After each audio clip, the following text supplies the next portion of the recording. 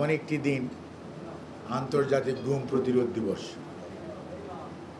গত 5ই আগস্ট যে স্বৈরাচার পালিয়ে গেছে, সেই স্বৈরাচার 16 বৎসরের অধিক এ দেশটির উপর কী ধরনের শাসন করেছিল এবং রাজনৈতিক নেতাকর্মী শুধু নয়, সাংবাদিক, শিক্ষক, বুদ্ধিজীবী, ছাত্র সহ বিভিন্ন শ্রেণী পেশার মানুষকে গুম করেছে এবং সামরিক বাহিনীর সদস্যদেরকেও। আয়নাঘর নামক বস্তু বাংলাদেশের ইতিহাসে যেটি নতুন এসছে এবং আগামীর প্রজন্ম পড়াশোনা করলে, ইতিহাস পড়লে জানতে পারবে আয়নাঘর নতুন শব্দ। এবং এই আওয়ামী লীগ অনেক নতুন শব্দ বাংলাদেশকে উপহার দিয়েছে।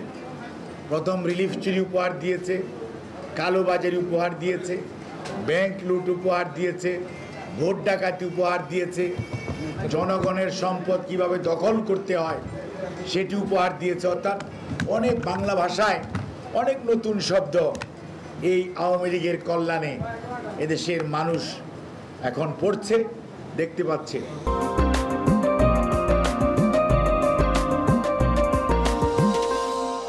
আজকে এই পার্শ্ববর্তী দেশের সৃষ্ট যে মানব সৃষ্ট যে বন্যা দেশের পূর্বাঞ্চলকে তলিয়ে দিয়েছে, বিশেষ করে ফেনী, নোয়াখালী, লক্ষ্মীপুর, কুমিল্লার দক্ষিণাঞ্চল, এখন চাঁদপুরের একটি অঞ্চল, মৌলভীবাজার সহ হবিগঞ্জের অর্ধেক অংশ সহ আমাদের দক্ষিণাঞ্চল এবং পার্বত্য জেলাতেও বেশ কিছু জায়গায় এখন পানির তলে তলিয়ে গেছে।